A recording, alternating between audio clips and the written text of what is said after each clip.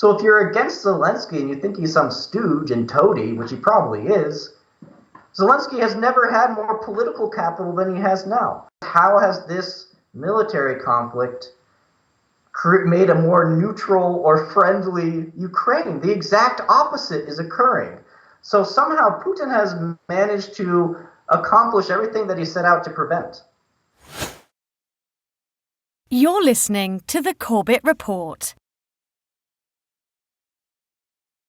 Welcome, friends. James Corbett here, CorbettReport.com, in a conversation that is being recorded on the 5th of October 2022. And as I am recording, I note that the more wonderful, courageous, resounding words of that wonderful leader, Vladimir Putin, are still resounding in my ear canal, because they have been forced there by erstwhile members of the independent alternative media who have been posting up Putin's annexation speech, his speech on the accession of new territories, in which he was boldly calling out the West for its historical injustices and talking about defying the colonial West in the construction of the grand new multipolar world order that is apparently going to take its place just as soon as the Russians complete their takeover of the historical portions of Ukraine, with a bump or two along that road, the latest of which, of course, being the recent withdrawal from Lyman and whatever craziness is going on there.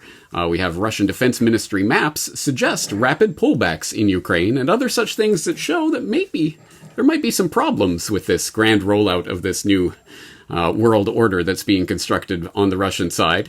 And more to the point, for this valiant crusader of freedom and spreading and pushing back against the villainous, traitorous West, we have this interesting article from the Edward Slavsquat Substack. Russia begins vaccinating mobilized citizens, which notes that Russia's Ministry of Defense made COVID vaccination mandatory for all personnel, including conscripts, in June 2021. At the end of September, your correspondent typed up a short telegram message wondering if this policy would also apply to the 300,000 Russians who had just been mobilized. Well, now we have the answer. And this article, which I will of course put in the show notes, goes on to demonstrate that yes, indeed, the mobilized conscripts will definitely be force vaccinated. And if they choose to refuse that, by refusing mobilization, they will of course face 10 years in prison. So just like that, Russia now has some of the most extreme COVID vaccination mandates on the planet. Yay! Here to break down this mess that is happening right now and the strange adherence that members of the independent alternative media have to this clearly debunked notion that Vladimir Putin is some sort of crusader for freedom in the world. We are going to be joined by the author of aforesaid blog, the Edward Slavsquat blog, Riley Wagaman, previous Corbett Report guest. I will encourage you to check out our previous conversation and, of course, to check out his blog, which will be linked in the comments, in the show notes for today's conversation. But let's bring him on the program. Riley Wagaman, thanks for joining us today. Thanks so much for having me back, James. It's always great to talk. So. Well, I appreciate the work that you're doing, documenting the things that I am not seeing documented in much, in the usual corners of the alternative media sphere, increasingly with sneer quotes around alternative. So, I've just perhaps spoiled the punchline, but tell us a little bit more in detail about this new forced vaccination for conscripts for the new Russian special military operation annexation that's going on right now. Tell us what this means. Well, yeah, I think it is important to start, so as you mentioned, the Russian Ministry of Defense has a compulsory vaccination policy on the books that was implemented in June 2021, which is also when Russia adopted its first compulsory vaccination policy for the general population in Moscow, in which 60% of employees in certain business sectors had to be vaccinated.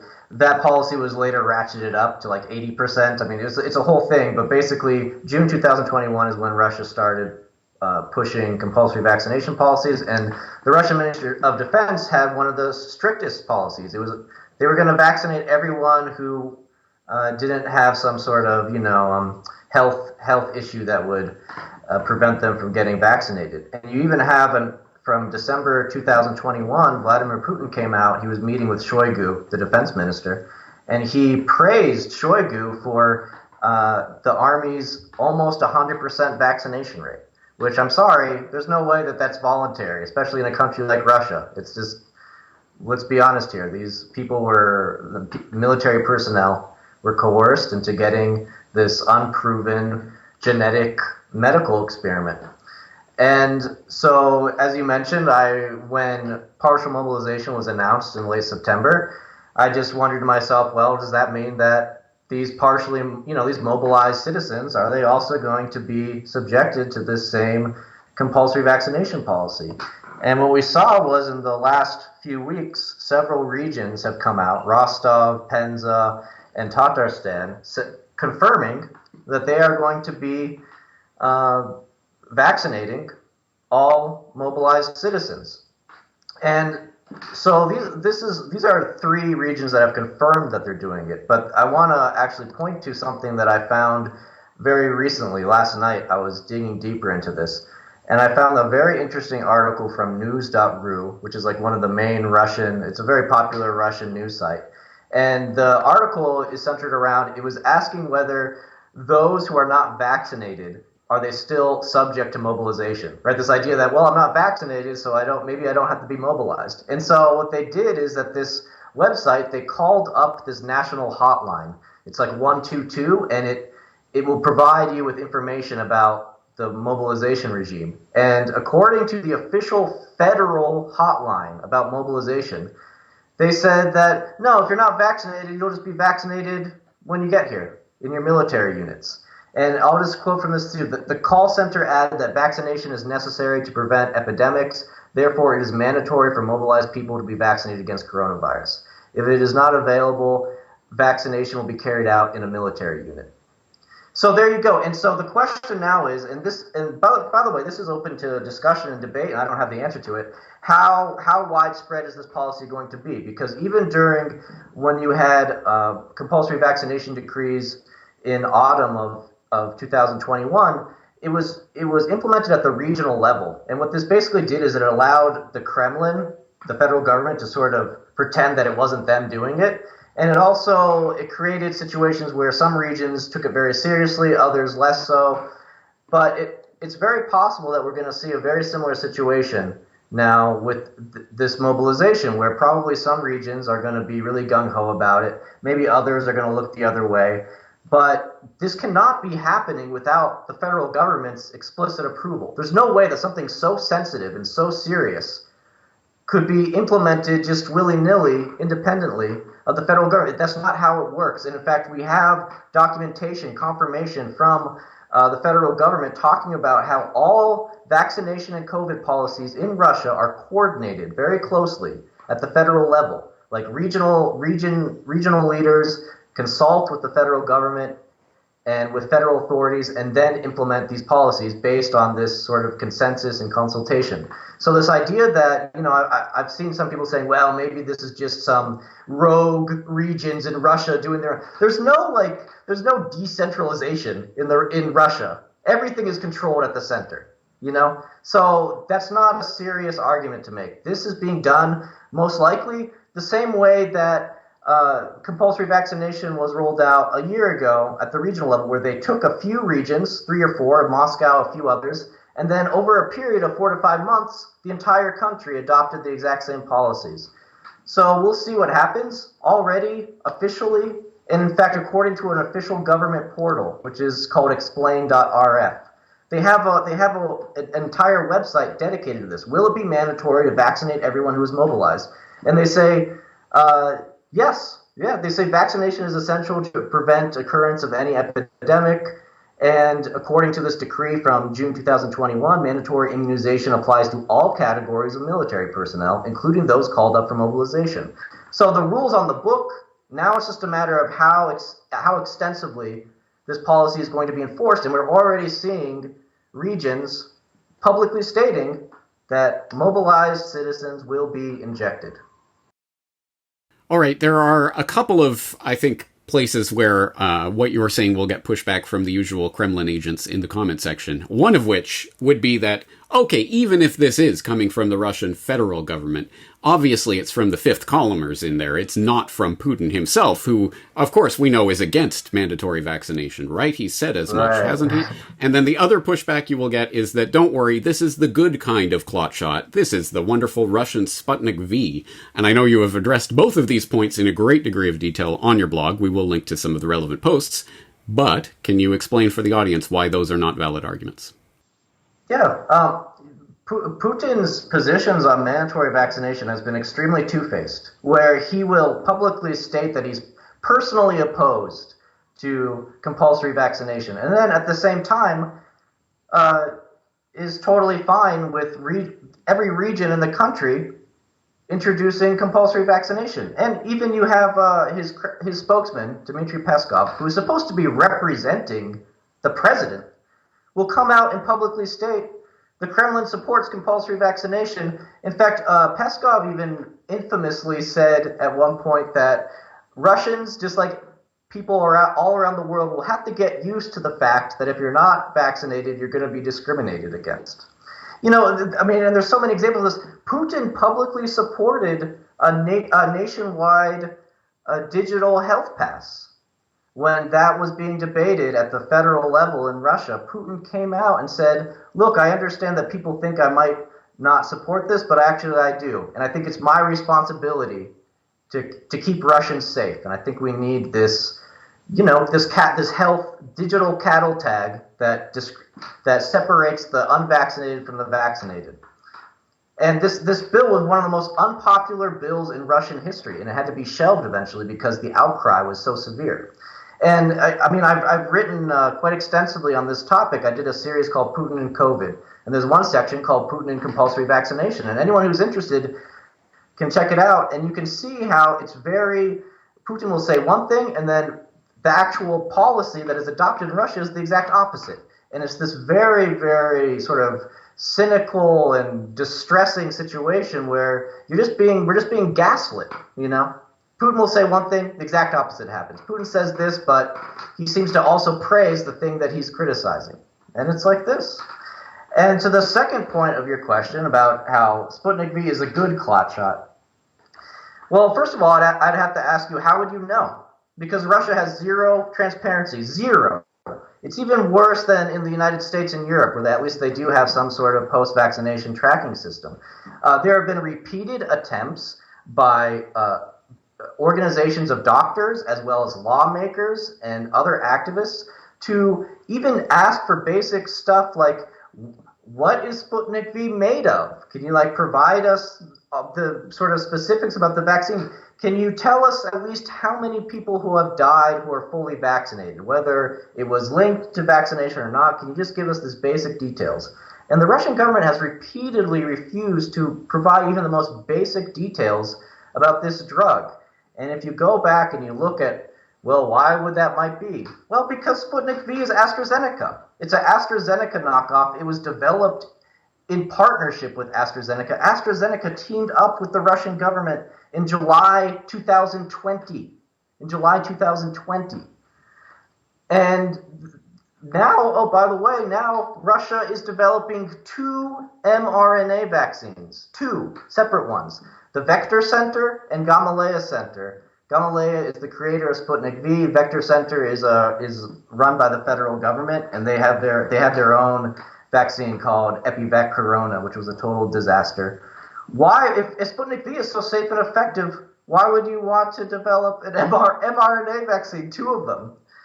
And you can go down the list. There are many, many doctors in Russia and activists who have been speaking out for months, since the very beginning of this insane global clot shot rollout, pointing to the fact that there have been serious post-vaccination complications, deaths that have been linked to this drug. The Russian government tried to shut down a database, a publicly maintained database showing possible Sputnik-linked deaths or Russian vaccine-linked deaths in the country. They shut it down. Why would you do that if your drug is safe and effective? You can even look at the data where in countries that do keep track, in a country like Argentina, Sputnik V, according to the official post-vaccination data, is more dangerous than AstraZeneca. according to the Argentina statistics. It's horrifying.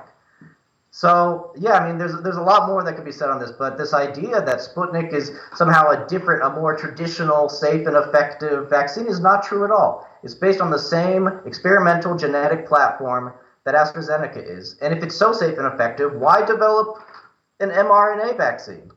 Exactly right. And I would like to stress and underline a point that we made that I think needs to be repeated here, is that this is not a singling out of an attack on Russia per se. It's the Russian government is singularly evil. No, the point is that it is exactly as evil as all of the other governments that have participated in this biosecurity nonsense.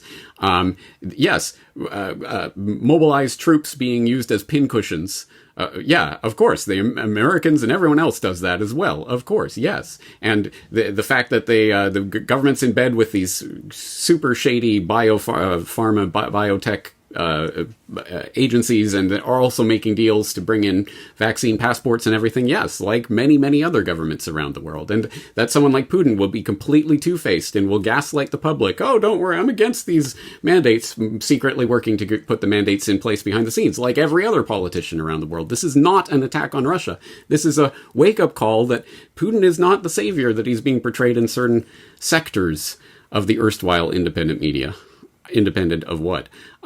So, on that note, I know that the Edwards...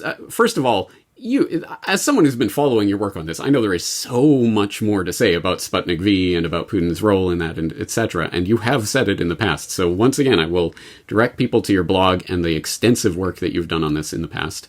But I know that the Edward Slav Squad blog was created specifically to document the biosecurity state in Russia in the COVID era, and that's what you concentrate on. But obviously, the geopolitical events that are taking place right now are on the forefront of a lot of people's minds at the moment. So I'd be very curious to get your take on what some of the latest developments, because as I mentioned at the beginning, at the exact same time that we're supposed to be celebrating this annexation and bringing back of Russians into the great Russian fold of the great Russian people, we also have Russians retreating madly here and there in Ukraine and seemingly falling apart as this mobilization fiasco starts to play out, seemingly growing discontent amongst the Russian population for this special military operation, which totally isn't a war, guys. And if you call it a war, you're going to be in trouble.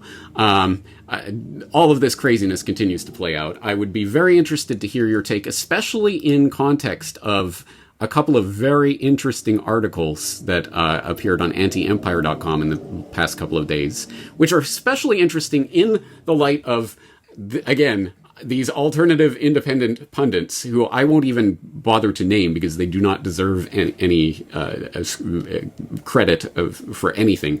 But the very same people who have been startlingly wrong throughout the entire year about everything with relation to Russia. They're totally not going to do anything in Ukraine. And then when they do, of course, they're going to take back Ukraine. Yay, they're going to denazify. Okay, they're not going to denazify the whole country. They're going to get Donetsk and Lugansk and, they're going to bring them back into the... Okay, they're going to abandon them all in this crazy thing, but it's all part of 5D chess, guys.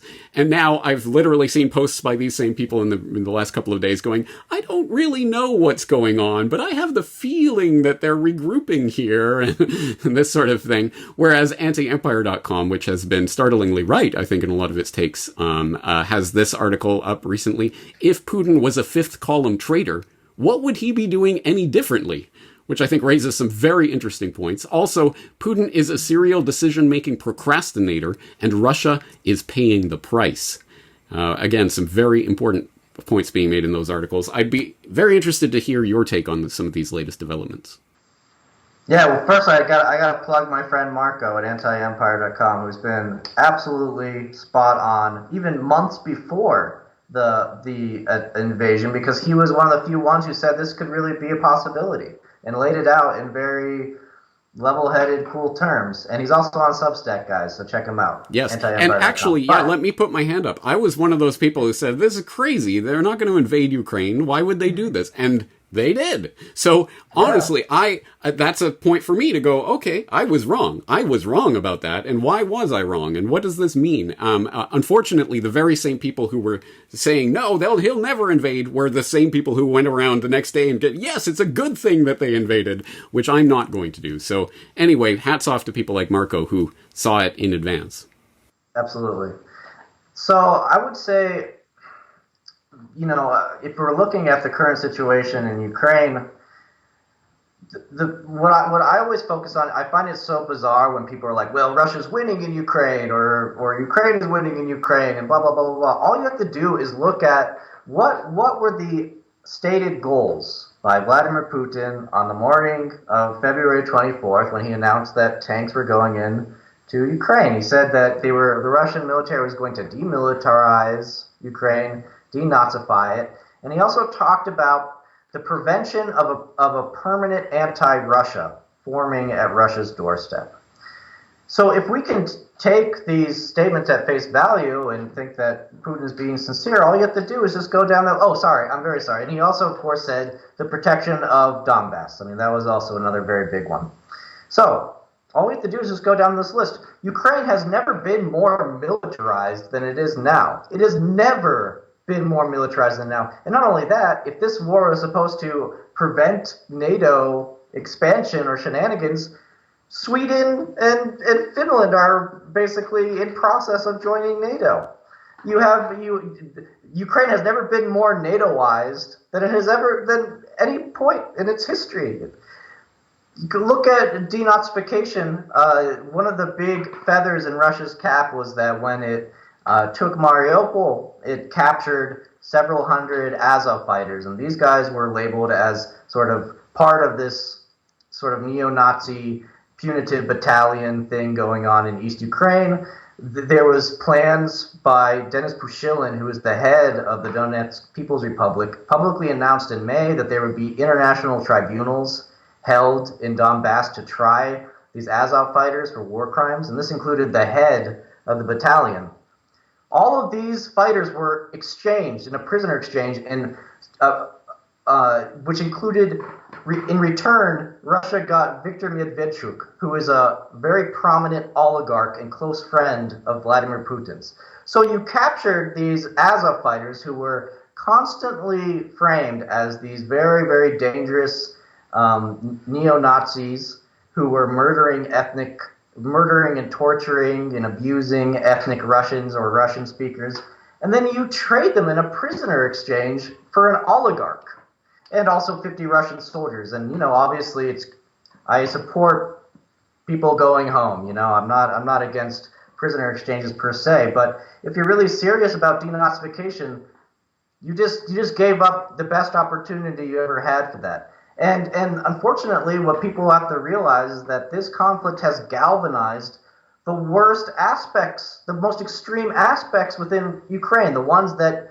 that many people label as, extreme right or neo-Nazi. These guys have never had it better, probably since 2016 or 17. And then, they were actually kicked out of power in parliament and other areas. Look at Zelensky. Zelensky had an approval rating of something like 30% in November 2021. There was a recent poll done, more than 90% approval rating. So if you're against Zelensky and you think he's some stooge and toady, which he probably is, Zelensky has never had more political capital than he has now. And if you want to talk about preventing the formation of a permanent anti-Russia, how has this conflict accomplished that? You have created generational hatred, misery, and despair in Ukraine. And quite frankly, I'm not sure if any of us will be alive to see the end of that. And it doesn't make any sense. How has this military conflict made a more neutral or friendly Ukraine? The exact opposite is occurring. So somehow Putin has managed to accomplish everything that he set out to prevent. And this is not what also makes it so sad, so terrifying, is that there is no military solution here. There probably never was. In fact, I think it was clear that the Russians really thought they were going to have another Crimea moment where they could just sort of rush into Kiev, the whole government would flee. I mean, maybe Zelensky did flee for a little bit to Poland. We'll never know, but that's a theory. But they really thought that it would be this sort of bloodless coup d'etat sort of thing. It was a sort of like a military psyop. And it didn't work out. And now there's no military solution to this. It's just proles vaporizing each other, Slavic brothers vaporizing each other. I'm sure that NATO is like snorting lines of cocaine. They've never had it. They've never had a more, they've never had it better. Russia has breathed fresh life into this dying dinosaur of a military alliance that's really just, an arms extortion racket. And what are average Russians and Ukrainians getting out of this? Tell me a single person in Ukraine, if you want to talk about denazifying Ukraine or bringing some, bringing sanity back to Ukraine, why didn't Russia in the first days of this conflict, do raids on some of these oligarchs in Ukraine that were funding these right-wing extremists like Kolomoisky? Where were the Spetsnaz soldiers, landing on Kolomoisky's roof and putting a bag over his head? Why are just average Ukrainians and Russians killing each other? Like, again, what is the point of all this? And meanwhile, by the way, Russia is still sending gas, transporting gas through Ukraine.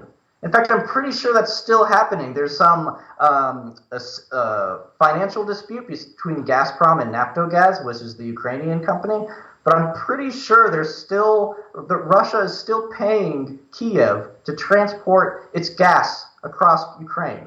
How can you possibly justify that from either side? How can Zelensky ask a Ukrainian to die when they're receiving money from the enemy, from the invader? And how can Russia pay the neo-Nazi, the Ukro-Nazi fascists money to transport their gas?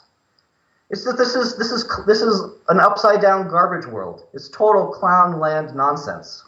Just to underline what you're saying there, this is the latest from antiwar.com. British Defense Secretary says Putin is a gift to NATO.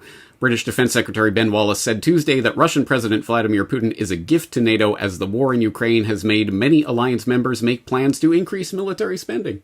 Yep, there you mission go. accomplished. So the arms extortion racket is going, never been better. Exactly. But you don't understand 5D chess, Riley.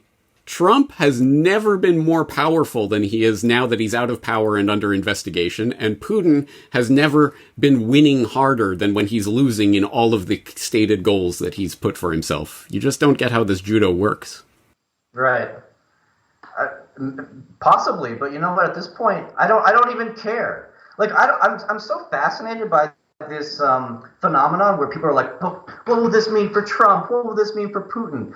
Like, are people incapable of just thinking for their own interests? And by the way, these are governments who, and I'm not going to blame specifically Putin or Trump. I mean, I'm talking about probably much larger concentrations of power and groups, but these people have been treating you like an animal nonstop for the last 2 years, treating you literally as someone who you can inject a medical experiment into and tag and gaslight and abuse. I'm sure Putin, no matter what happens, is going to be fine. He's a pretty powerful, rich guy, I'm sure, and he's lived a pretty cool life. I'm sure he'll be fine. Same with Trump. I'm pretty sure he'll be okay. You have just single-handedly punched the hole through the entire stupid argument that they get people spun into, which is investing your entire identity in some political figurehead. I don't care about Trump. I don't care about Putin. I care about myself, my family, my friends, normal, real human beings trying to live their life. How does this affect them? What do we get out of the fact that the greater glorification of whoever, Trump or Zelensky or Biden or Putin or any of these puppet figurehead wannabe rulers? I don't care about them. So yeah, I think that's probably the best way to put that. I am going to put you on the spot with a question I always hate, but maybe you'll like it. I don't know. What's coming next? At any rate, what are you interested in keeping your eye on as we go forward, either in terms of the special military operation or the clot shot biosecurity state in Russia or the economic situation or whatever else you've got your eye on? Well, I think mobilization is going to be a huge one, and it's going to be very interesting to see. I mean, not just from the compulsory clot shot aspect, but many other aspects. for example, in Moscow, Sergei Sobyanin, who's the mayor, this crazy technocratic mayor, he, according to Russian media reports, has been using Moscow's facial recognition surveillance system to identify people evading mobilization. So allegedly, they identified 5 Muscovites who hadn't shown up for mobilization just using these facial recognition cameras. So it's this kind of stuff that really interests me now. It's like how are the authorities going to sort of control mobilization? What is the reaction going to be? And I have to also say that I'm very curious about what's coming up the road, sort of in economic and financial terms for Russia. I mean, one of the big ones that I am sort of digging into is Russia is fast-tracking its central bank digital currency. In fact, the real-life operational tests begin on April 1st, 2023. So we could, a nice April Fool's joke for Russians. So, I mean, it'll be very, very interesting to see in the coming weeks and months sort of the social and economic and political impacts of this conflict and mobilization.